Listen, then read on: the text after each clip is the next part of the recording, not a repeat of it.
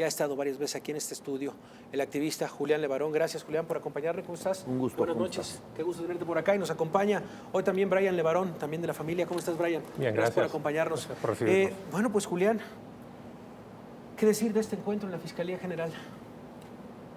Fue muy interesante. Muy interesante. Es el segundo con las autoridades. Directamente el primero a inicios de diciembre, tal vez con el presidente Andrés Manuel López Obrador. En el 1 de diciembre no estaba Gertz Manero. No estaba Gertz, Él solo mandó estaba... al que vimos en la mañana en Seido. Ok. Pero no recuerdo el nombre. ¿Cómo se llama el titular de la Seido? Ok. Esa fue la primera reunión que tuvieron a inicios de diciembre. Mañana. Y esta es la primera vez que ven al fiscal general sí. Alejandro Gertz Manero. Sí. A ver, cuéntanos cómo fue la reunión.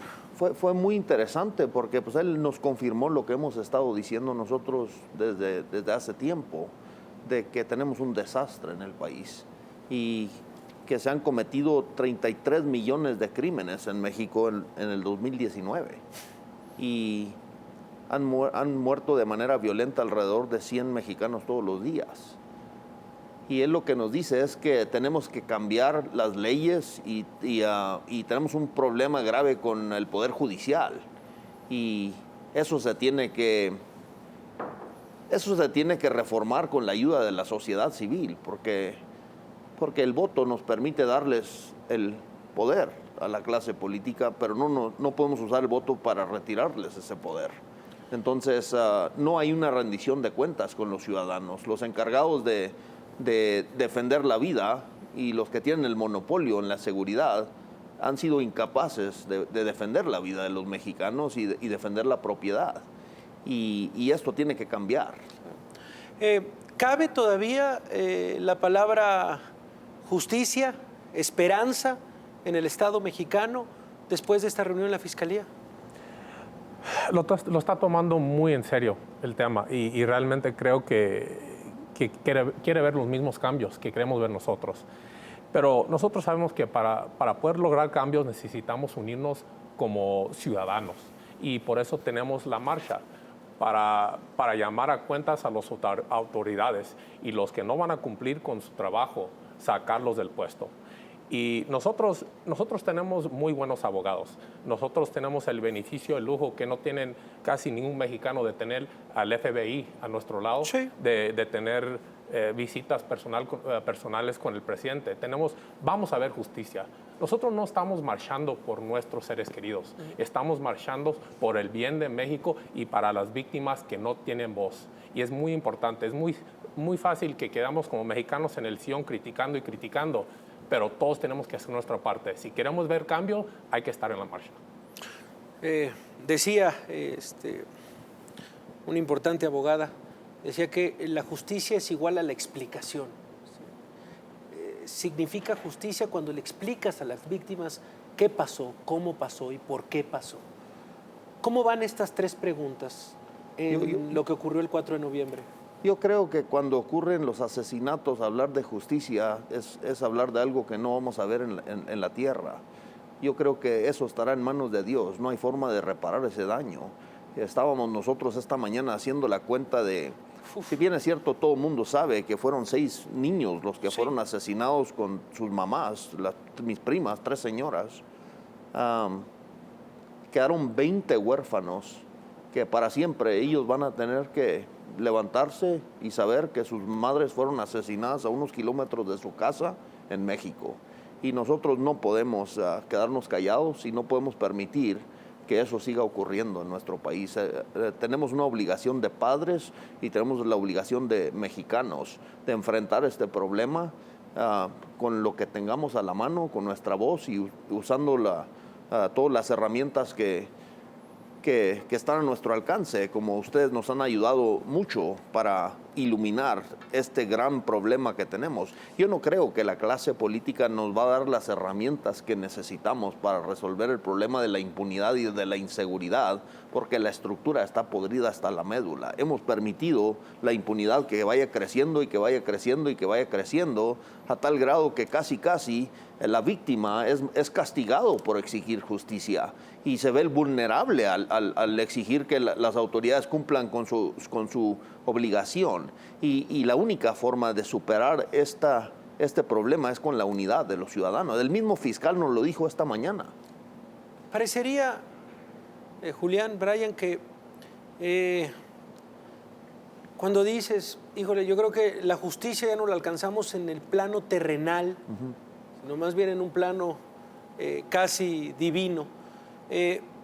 Parecería que es muy difícil encontrar respuestas del 4 de noviembre, al menos.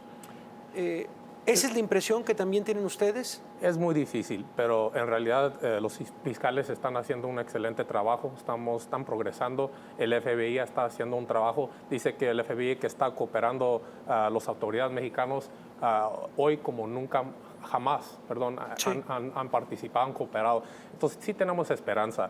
Y obviamente no se van a poder reparar los daños, claro, que sentimos como familia, pero sí tenemos que llamar a cuentas a estos criminales, sí tienen que ser responsables por lo que sucedió. Sí, bajo la ley. Responsables. Bajo la ley. Yo quisiera decir que nunca se va a reparar el daño, pero hablar de justicia de cierta manera es hablar del pasado. Nosotros tenemos que enfocar todas nuestras energías en lo que podemos hacer en tiempo real, en lo que podemos hacer en el presente y qué es lo que vamos a hacer para que el futuro no sigamos viendo a nuestra familia asesinada por personas que andan impunemente en caravanas de asesinos y las autoridades estatales como si no tuvieran la obligación de hacer nada, de que los niños los vean pasar y digan, mira, ahí van los malos en todas las comunidades del norte de México. Esto no puede seguir siendo así. Tuvimos la oportunidad de hablar unos días antes, justamente, reunirte con Andrés Manuel López Obrador, Julián, y nos decías, poco puede hacer un hombre. Lo que al final buscamos, la familia Levarón, es que este tipo de reuniones se conviertan en micrófonos, en altavoces, para llamar a la acción pública. Claro. ¿Has notado algún cambio en tus caminatas, cuando caminan por las calles, cuando se acerca la gente con ustedes? ¿Han sido distintos estas últimas semanas? ¿Qué les dicen? Mira, Lutero estudió para ser sacerdote y a través de la inconformidad y de presentar los hechos como él los estaba viendo y asumir todas las consecuencias de lo que eso le podría traer, pues derrotaron la opresión de la Santa Inquisición y del abuso del clero en la vida de las futuras generaciones.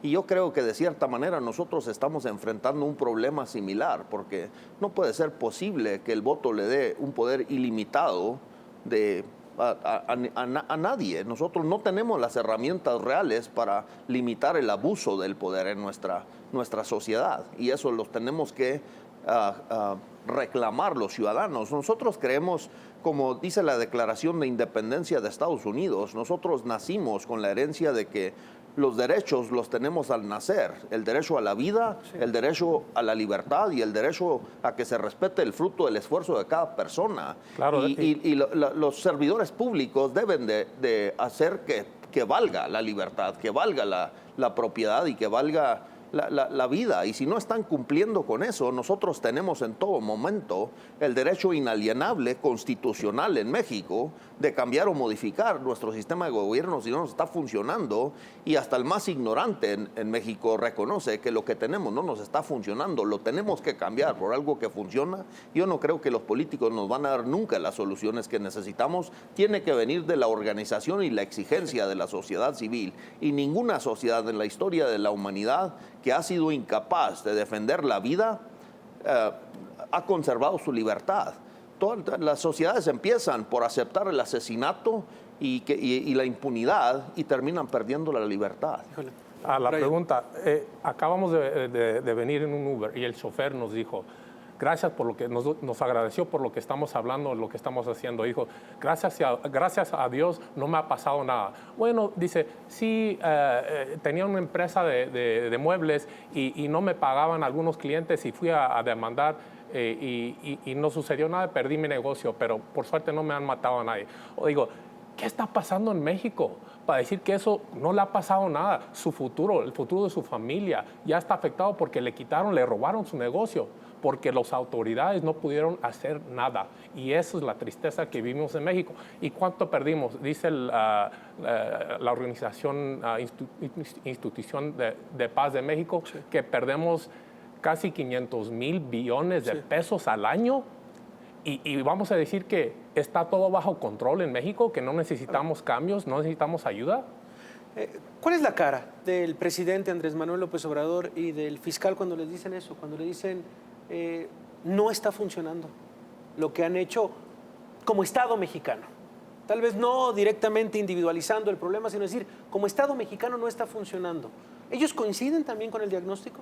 Pues es que de cierta manera echarle la culpa al presidente y al fiscal, de cierta manera es agarrarlos a ellos como un chivo expiatorio. Okay. Un solo individuo no puede resolverle los problemas a 130 millones de personas que han ignorado el hecho de que andan asesinos entre nosotros y no nos unimos para ir a poner orden.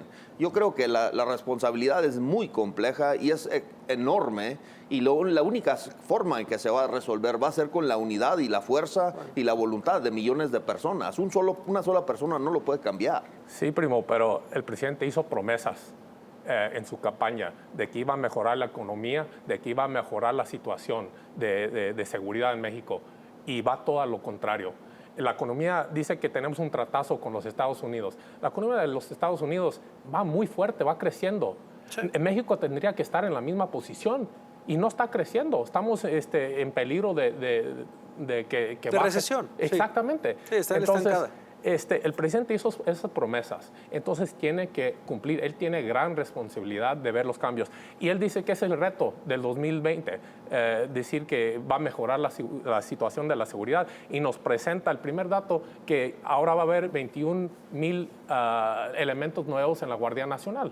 Yo digo, ok, qué bueno que va a haber elementos adicionales, pero a estudiar me doy cuenta que no son nuevos elementos o elementos adicionales, vienen de la Policía Federal que se va a cerrar y que dicen que son corruptos y que van a ir a la Guardia Nacional a hacer otro trabajo incorruptible. Entonces, o sea, eso es lo que nos vas a hacer, esos son los pasos que vas a tomar como presidente para darnos la seguridad. Julián. Regresamos al mismo punto, primo. Todos los políticos nos hacen promesas y ya teniendo el poder no cumplen con esas promesas, y como ya tachamos el papel, ya nos quedamos sin el poder de exigir que nos cumplan, porque el contrato social no nos da instrumentos para llamar a cuentas a quienes tienen el poder después de lo que dicen es, organicémonos socialmente. Eso es la única forma en que lo vamos a lograr.